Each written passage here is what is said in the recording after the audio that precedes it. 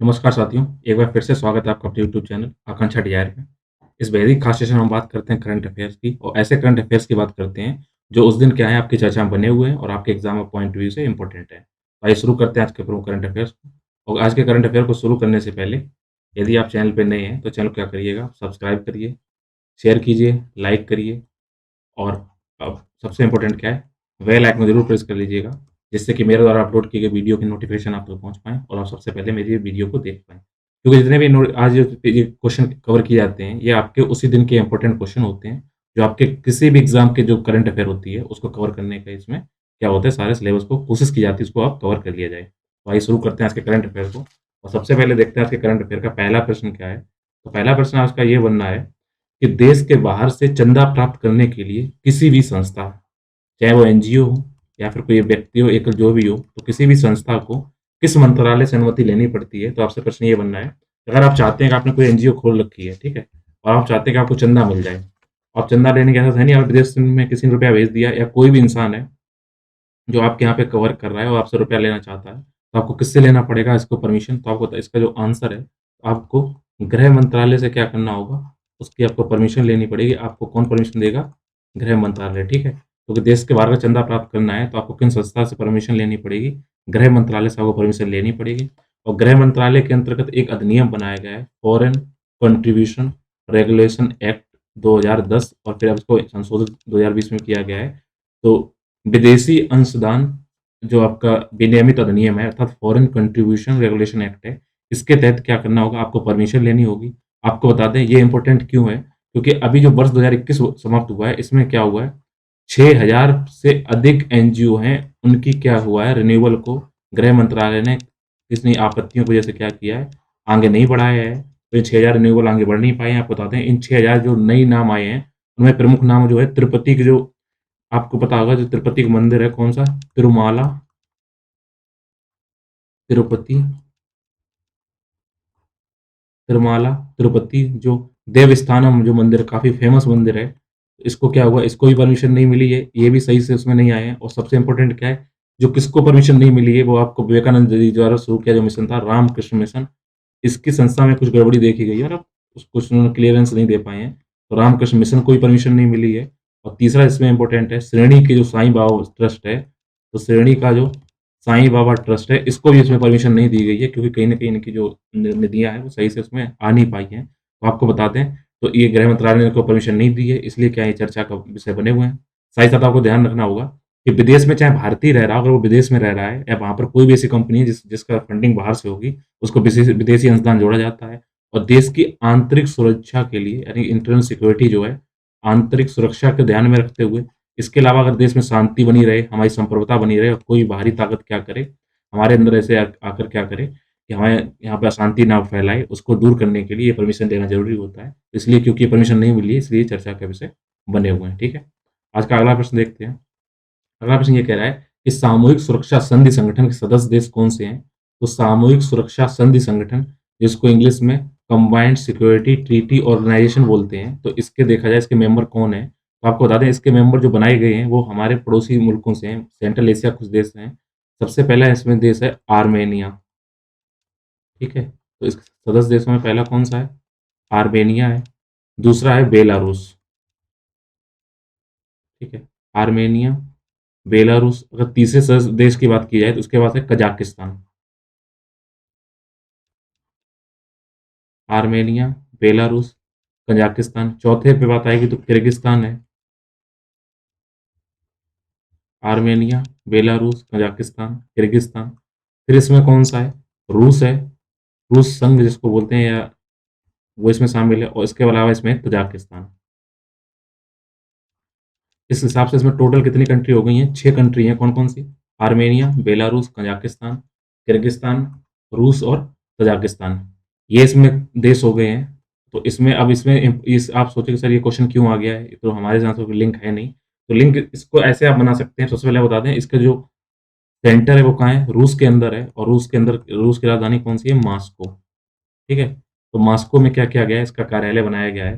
तो Armenia, Belarus, Kazakhstan, Kyrgyzstan, Russia और Tajikistan जो 6 कंट्री हैं, इस टाइम पे चर्चा में क्यों बने हैं? क्योंकि तजाकिस्तान जो कि ऊर्जा संपन्न देशों की श्रेणी में आता है। अभी हाल ही में यहाँ पे क्या हुआ है? एलपीजी अर्थात लिक्विफाइड पेट्रोलियम गैस के दाम क्या हुए थे, बढ़ गए थे। इन दाम को बढ़ते हुए यहाँ पे क्या हुआ, यहाँ पे अशांति हो गई, लोगों ने क्या की, बगावत कर दी और बगावत होने के पास में क्या हुआ, वहाँ पर सरकार को क्या करना पड़ा, अपना रिज़ाइन देना पड़ा है। तो इसलिए क्या हुआ है, फिर सामूहिक सुरक्षा संघ से इसमें क्या अपील की गई कि अपनी पुलिस को भेजिए, यहाँ पर क्या है, लोगों को यहाँ पे नियंत्रित किया जाए, इसलिए चर्चा में आया है सामूहिक सुरक्षा संधि संगठन। आपको बता दें इस संगठन का काम क्या है, जो इतने इसके सदस्य देश हैं, इनके अंतर्गत क्या है, स्वतंत्रता बनाए रखना, उनकी क्षेत्रीय अखंडता को बनाए रखना, साथ ही साथ संप्रभुता स्थापित करना, एक इसमें इम्पोर्टेंट है। इसमें आप अगर पर्यवेक्षक राज्य देखें, जो बाहर से पर्यवेक्षक राज्य कर रहे हैं, 2 देश कौन से हैं इसमें? एक तो अपना उनका पड़ोसी अफ़गानिस्तान है और दूसरा इसमें जो देश है, जो पर्यवेक्षक का दर्जा लिया है, वो है सर्बिया। तो ये 2 क्या है यहाँ पर मॉनिटरिंग या ऑब्जर्वर स्टेट हैं, इस चीज़ को ध्यान रखिएगा। ये इसलिए एक प्रश्न चर्चा का विषय बना हुआ है। देखते हैं आज के अगले प्रश्न को। और अगला प्रश्न क्या कह रहा है कि घरेलू प्रणालीगत महत्वपूर्ण बैंक कौन-कौन सी हैं, ठीक है? या कौन सी है, तो घरेलू प्रणालीगत महत्वपूर्ण बैंक जिसको इंग्लिश में डीएसआईबी के नाम से जाना जाता है। डीएसआईबी का मतलब क्या हुआ? डिस इसमें क्या डोमेस्टिक इम्पोर्टेंट जो जो बैंक हैं, आपकी सिस्टमैटिक इम्पोर्टेंट बैंक हैं, उसमें इसमें क्या किया जाता है, कहीं न कहीं शामिल किया जाता है। तो अब इस पे प्रश्न ये बन रहा है कि जो घरेलू प्रणालीगत जो बैंक हैं, इसमें किसको शामिल किया जा रहा है? कौन-कौन से बैंक को शामिल किया गया है? तो आपको बता दें, डोमेस्टिक सिस्टमैटिकली जो इम्पोर्टेंट बैंक हैं, इनका जो चयन किया जाता है, हर वर्ष किसके द्वारा किया जाता है? Reserve bank of India, RBI के द्वारा किया जाता है, इस बात को आप ध्यान रखिएगा। और आरबीआई ने क्या किया है, वर्ष 2021 में इसमें क्या किया है, 3 बैंकों को, एक सरकारी बैंक, जिसको स्टेट बैंक ऑफ इंडिया के नाम से जाना जाता है, एसबीआई, और 2 प्राइवेट बैंक, जिसमें से आईसीआईसीआई बैंक और दूसरी क्या है, जो हाउसिंग फाइनेंस के लिए, हाउसिंग डेवलपमेंट फाइनेंस कंपनी के लिए देती है, एचडीएफसी बैंक। इन 3 बैंकों को क्या किया गया है, डोमेस्टिक सिस्टमैटिक इम्पोर्टेंट बैंक का दर्जा दिया गया है। आपको बता दें कि अब आप बोलेंगे सर ये क्या है? तो जब 2008 में मंदी आई थी, तो मंदी टाइम पर इस सिस्टम को अपनाया गया था। तो इसमें क्या होता है, इसमें उन खास बैंकों को टारगेट किया जाता है जो देश के लिए इम्पोर्टेंट है, और इनको एक अगर ये टर्म आए कहीं क्वेश्चन, ध्यान रखिएगा, इनमें इनके लिए एक क्वेश्चन, इनके लिए एक टर्म ये आता है, टू बिग टू फेल, मतलब कि इतनी बड़ी हैं, इनको फेल होने में काफ़ी वक़्त लगेगा, तो इसलिए इम्पोर्टेंट बैंक हैं, इन पे सरकार क्यों ध्यान दे रही है? क्योंकि वित्तीय संकट के बाद ये बताया, ये माना गया कि अगर जो बड़ी बैंकें हैं, इनको आप टारगेट करके रखिए, और अगर बड़ी बैंकें अगर विफल होती हैं किसी कारण से, तो कहीं न कहीं अर्थव्यवस्था को चोट पहुँचेगी और अर्थव्यवस्था क्या हो जाएगी, उसमें व्यवधान हो जाएगा, समग्र अर्थव्यवस्था होगी, व्यवधान हो जाएगा, उसमें संकट का सामना देश को करना पड़ेगा, तो इसलिए कहीं न कहीं इन बैंकों को बचा कर रखना सरकार की प्राथमिकता है। इसको आप देखिए और कहीं न कहीं इनको आप सपोर्ट, सबसे पहले से सरकार इनको सपोर्ट करेगी, और इनका कुछ, इनको बोला जाता है कि अगर ₹100 आपके पास कुछ आपने बाहर से देना है, तो उसके लिए कुछ मैक्स मैक्स जितना हो सके आप मैक्सिमम क्या करिए, अपने पास कोलेटरल बना के रखिएगा। इसलिए चर्चा में बने हुए हैं, तो ध्यान रखिएगा। आपका आज का अगला प्रश्न है। अगला प्रश्न ये कह रहा है कि हॉर्न ऑफ अफ्रीका, यानी कि ये अफ्रीका में सींग जैसी जगह है, तो हॉर्न ऑफ अफ्रीका में कौन-कौन से देश शामिल हैं? तो आइए देख लेते हैं हॉर्न ऑफ अफ्रीका में कौन से देश शामिल हैं।